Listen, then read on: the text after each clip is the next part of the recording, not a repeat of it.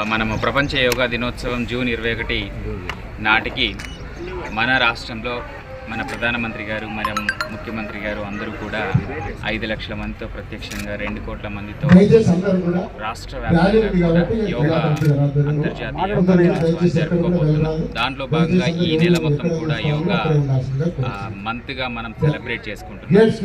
So ఇప్పటికే మనము మదనపల్లి మరియు సౌమ్యనాథాలయం నందలూరులో కూడా మనం చేయడం జరిగింది.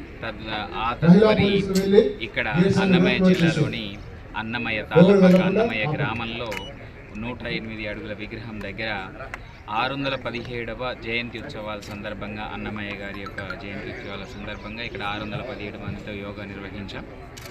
అలాగే మన జిల్లాలో ఆయన రచించినటువంటి 32,000 సంకీర్తనలకు అనుగుణంగా 32,000 మందితో కూడా యోగా నిర్వహించుకున్నాం. సో ఈ కార్యక్రమానికి స్థానిక శాసనసభ్యులు మరియు జగన్మోహన్ రాజు గారు, అలాగే సాయి లోకేష్ గారు వంటి వారందరూ కూడా హాజరయ్యారు.